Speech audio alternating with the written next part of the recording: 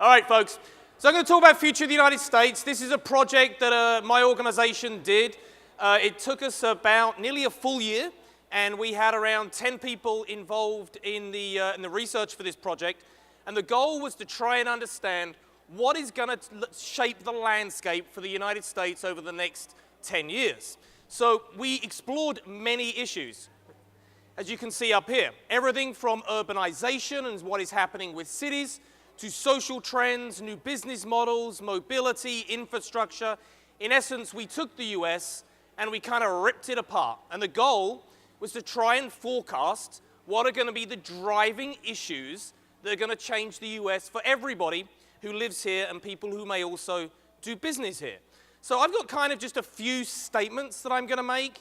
There's 8 of them that are the key summaries for the research that we did.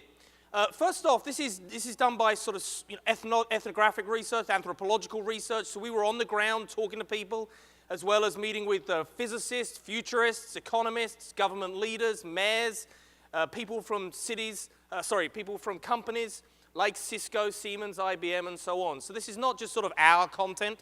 This is the content of many people who shared their thoughts with us. And the first finding is that automation is going to pose a serious risk to the middle class. Well, what did we mean? Well, we forecast that in the next 20 years, 47% of American jobs are at high risk because of automation. Now, automation does not necessarily mean a robot. Automation could very well be systems like artificial intelligence systems, cognitive systems like IBM were talking about earlier in the work that they're doing with Angel Patisco here in Miami-Dade. So we're talking about the elimination of traditional jobs that many Americans would be used to doing. Things like paralegals, bank tellers, pharmacists, file clerks, jobs that we kind of take for granted now as being done by humans, that within the next 20 years are going to all push towards automation. And there's a few reasons why, and we'll talk about some of them as we kind of go through this content. But the winners in this market are young American women. They're the winners, women aged between 18 and 34, and we'll explore why here in a few seconds. The problem with automation, this thing hasn't worked all day and needs shooting. Come on. Can you advance me to the next slide? And fix the batteries. Well, it doesn't really matter now, we're nearly done. The problem with this is, can you click the right button? Guys? Hello? All right. Okay. The problem with automation is you've sort of got this dichotomy now. They've talked a little bit about it in the elections, if you've been watching those arduous, tortuous debates. A little bit, from now and again, they raise the point about the middle class, and it is somewhat true.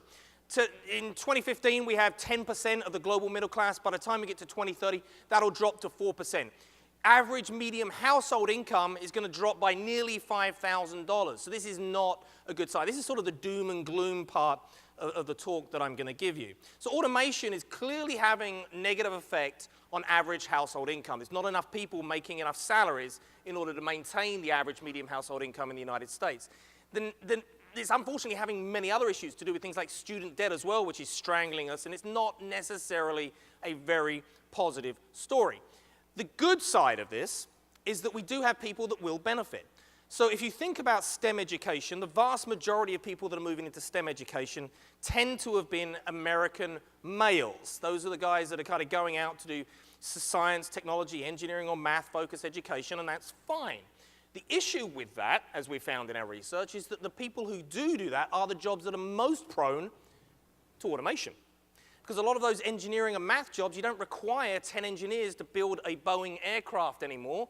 You could have 2 engineers, and the rest of it is all done through artificial intelligence. So therefore, in the US, we feel the creative economy is going to rise to the top, and that's where women win. Women are responsible, aged between 18 and 34, for 65% of the innovative ideas that happen. Unfortunately, they don't get credit for it because most of those ideas end up somehow as a man's idea by the time they come to market. But women, nevertheless, the genesis of those ideas, whether it's discussion around a dinner table, whether it's discussion in a car, wherever it might be, the genesis begins with women.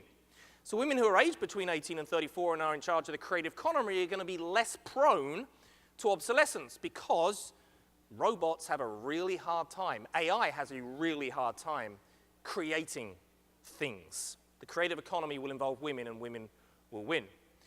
Student debt is unfortunately, point number 2, strangling the economy.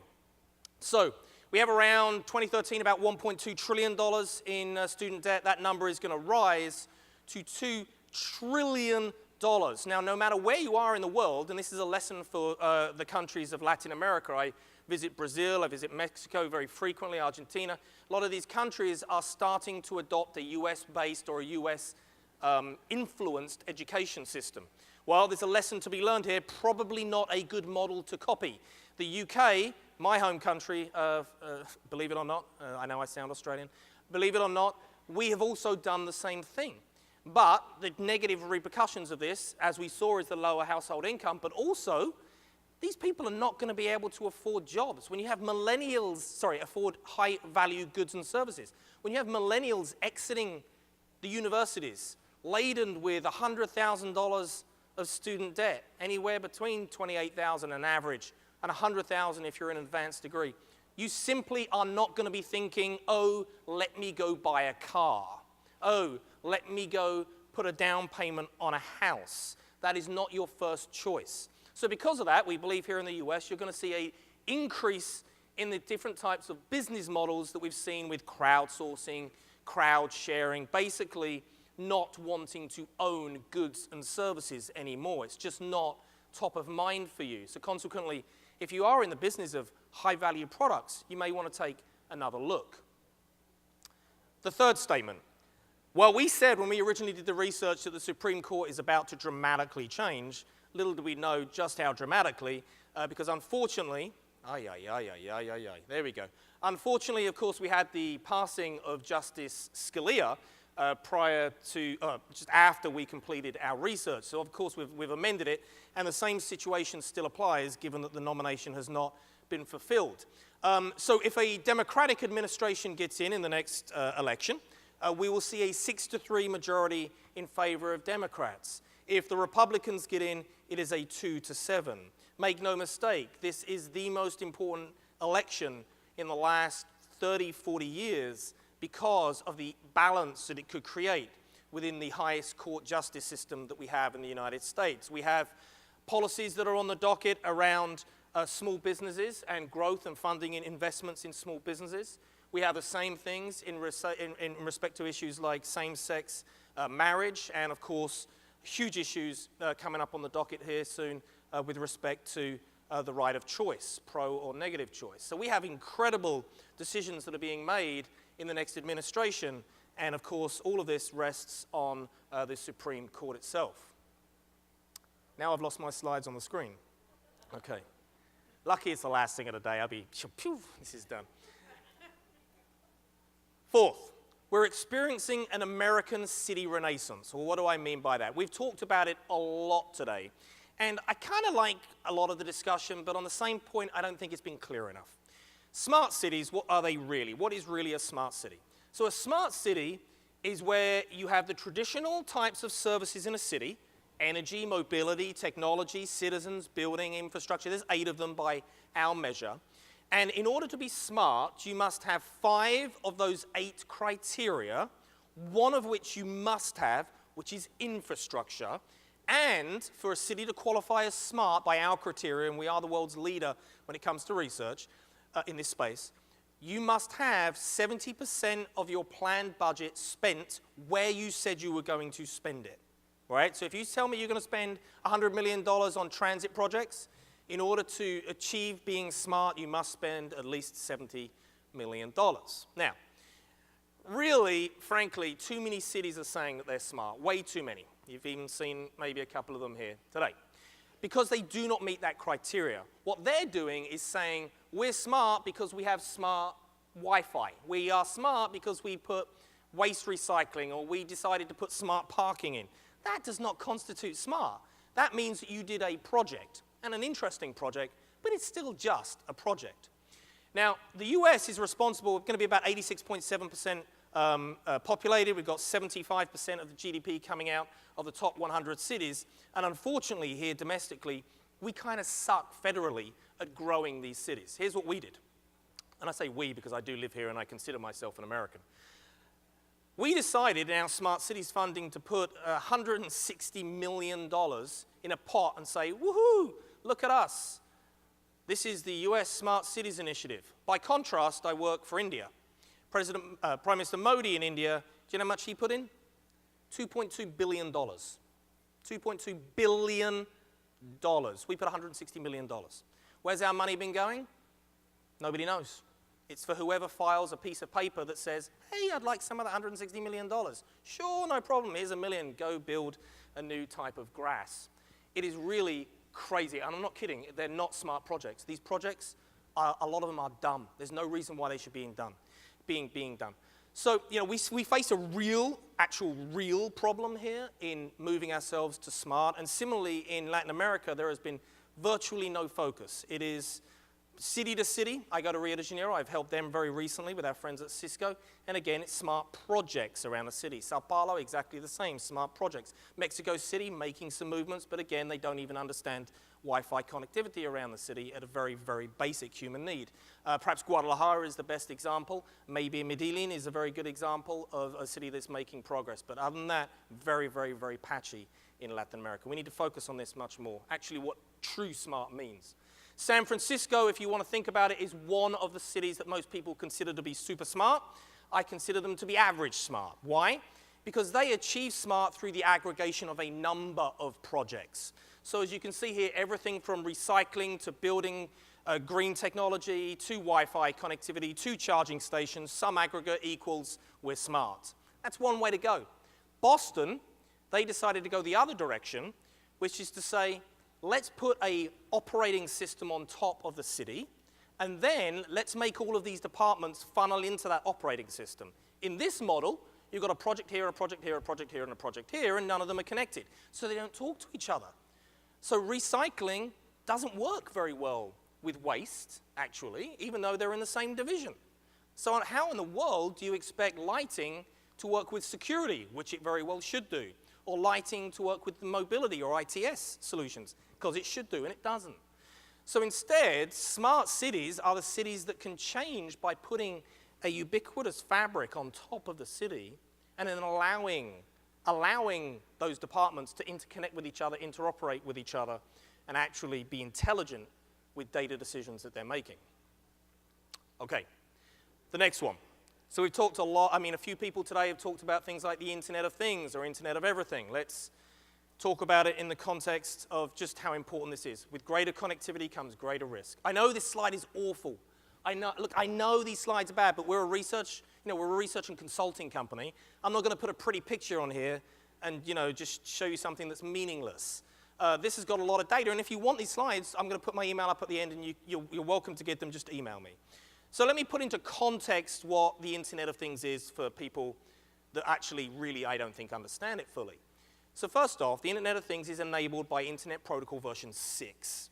We are in Internet Protocol version 4, which gave us 4 billion unique IP addresses. That means your phone, your computer, it needs to have an IP address to talk to the Internet, okay? So we realized we were running out, so Internet Protocol version 6 was ratified, and once it was, it created 340 trillion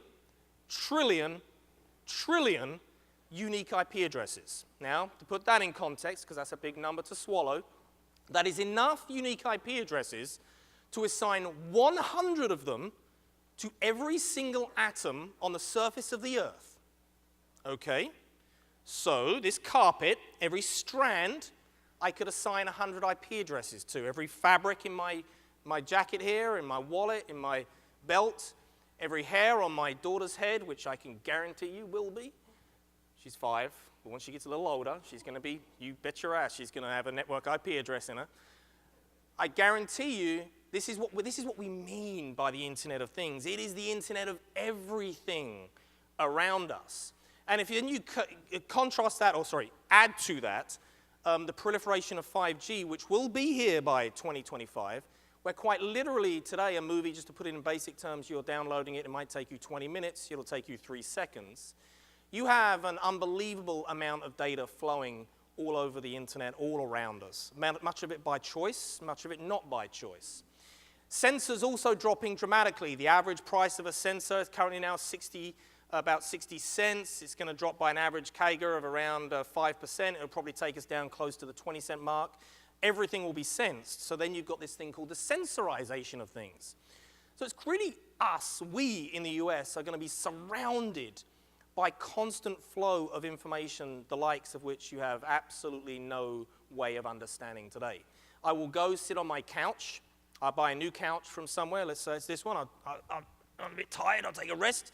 And without me thinking about it, this couch is measuring my body mass index. I put my hand on the sleeve here, and all of a sudden it's measuring my pulse. It's measuring my blood oxygenation level.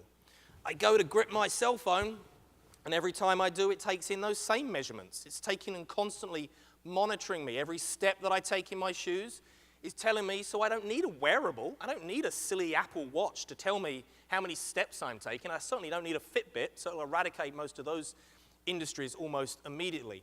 Quite literally, within the next 10 years, and this is no exaggeration, everything around you, the business models and products that you would go out and buy will disappear because the entire fabric of your existence will be censored information, information flowing in and around and about you. You can freak out if you like, or you can embrace it. It's up to you. Healthcare continues to bring the greatest challenges. I just talked about sensorization of things. I'm going to tell you right now that if you go for a job interview in 2025, and let's say, you're going to go work for Frost & Sullivan, my company. I walk into HR, and they say, well, congratulations, Mr. Sear, we've decided to employ you. Great, talk me through your insurance plans. Well, we've got two plans here. You've got the plan which, is basically around lifestyle choice, or you've got the plan which is not. One is more expensive than the other. You can choose the lifestyle choice plan, which will involve you coming in and getting tested every 6 months with your data, and your plan will be adjusted accordingly. Or you can choose the unmonitored plan, but unfortunately that one's going to cost you, 40% more. But you still have choice, Mr. Sear. You can choose the less expensive plan.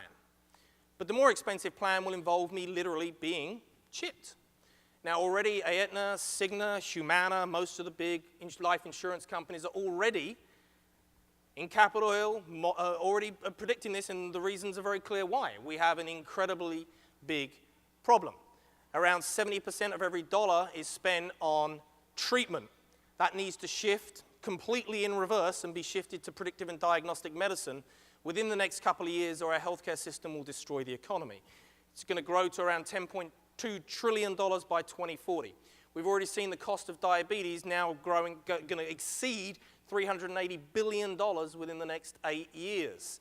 These are destructive forces that are killing slowly the US economy. So something big is going to happen, and we believe that thing that's going to happen is quite literally going to be changing in policy around monitoring. You're already going to see it with wearables. We've already started to see that. I'm sure some of you already have healthcare plans in your company that make a lower premium, but it's probably only negligible. It's like a gimme thing. It's more of a gimmick.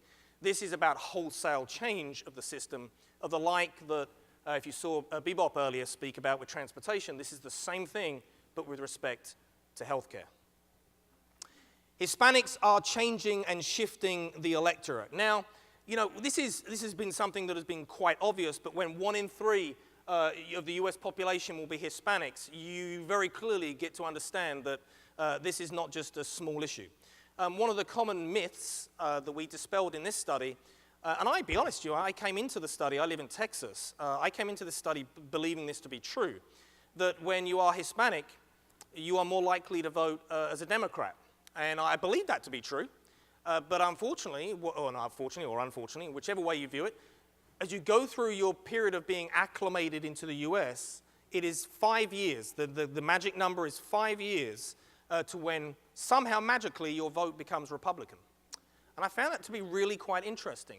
The longer that people, Hispanics especially, spend in the United States, there's approximately 5 years before your vote would turn from Democrat to Republican.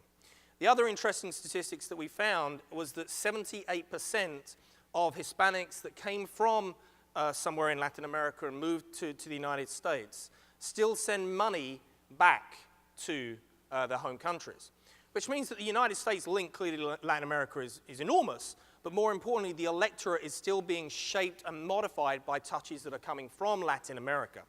So I'm finding it really interesting that as that sort of increasing swarm of, I think, influence just continues to drive and bubble, that this is going to change many states. I think Texas is certainly one of them, my home state. But nevertheless, I think racial composition, you're clearly seeing a dramatic change in the way people are consuming products and services because of this.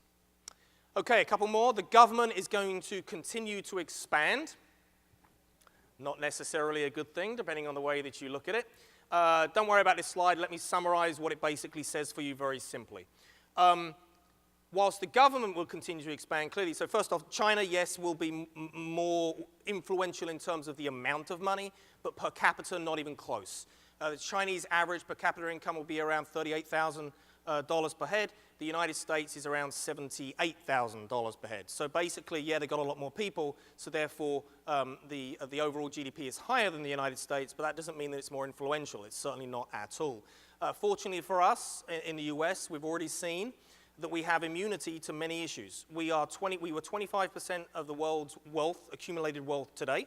By 2025, we will still be 25% of the world's wealth. By 2025, we will have expected to go through one minor recession. We forecast that recession, and recessions are relatively easy to forecast, somewhere around 2021. We believe that recession will be driven by low interest rates. We believe it will be mostly a tech-based recession. Tech stocks are still overvalued, continue to be, and also by IPOs that are slightly overinflated. So other than that, just junk bond investments too. So I think we're going to continue to see a little bit of stickiness for the next few years, but relative stability. And by 2021, we will expect to see a minor correction in the market. And when I say minor, I do actually mean fairly minor, nothing quite like what we've seen in the past few years. Okay. All right, good. So my goal was to get you through this pretty quickly so that you could have time to go see Tony Hawk. Much more interesting, I'm sure much better looking than I am. So the goal of this really was to show you that there's a wealth of information out there, but the United States is actually in an extremely good position for us in the next 10 years, and it's for many good reasons. Our millennials are incredibly strong. We're diversifying the tech industry from not just being in Silicon Valley, but now throughout the United States. Cities are growing smarter, but they're doing it by themselves, not with federal funding. Go to Chicago, and you'll see a city that is investing a bucket load of money in making themselves smart without having to rely on the federal government. What Mayor Jimenez is doing here is absolutely phenomenal. It's very similar to other initiatives that I've seen around the world, and I would fully expect Miami to be one of the smartest cities by the time we get to 2025 under his leadership. And I'm not just saying that as a political guy, I actually truly believe he has incredible intentions. You should have seen him. He was talking to Bebop upstairs for about 30 minutes about how can we put a Hyperloop. He says, I've got 17 miles where I want to put a Hyperloop right now. I mean, that's the kind of leader that you want, and we're going to see more of those, exuberant leaders here in the U.S. that are grasping that. You're fortunate in Miami to have one of the best. So my task with you would be a very simple one. I'll send you these slides. I'm actually going to add a few more to them because I took a lot of them out because of time. I'm going to add a few more to them, and if you want them, all you need to do is ping me at that address, and I will email them to you. And spend time in the future. We don't spend enough time. I would spend a lot of time if you can. Make it a point to spend, a couple hours a week just thinking about 10 years into the future. Challenge yourself to think about the implications it has on your job and take a step back every year to understand, we call it backcasting, to reach a point where you can say, this is something that I can do something about. There's many things here. I've warned you about products that will be eradicated because of sensorization of things like couches starting to take in normal information, things that you wouldn't need a Fitbit for. We've talked about the millennials. We've talked about people not needing high-value goods because of the economy and student debt strangling millennials. We've talked about the power of women and how critical they're going to be to society and the creative economy. We've talked about warnings around STEM-based education and not marginalizing yourself too much to be at risk of automation. And we've talked about things like smart cities and the importance of being connected and treating a city as a customer, by the way. The city is now a customer. So I hope this brief few minutes has been useful. Other than that, you can adjourn to see Mr. Hawk, and thank you for your time at eGOV. Thank you.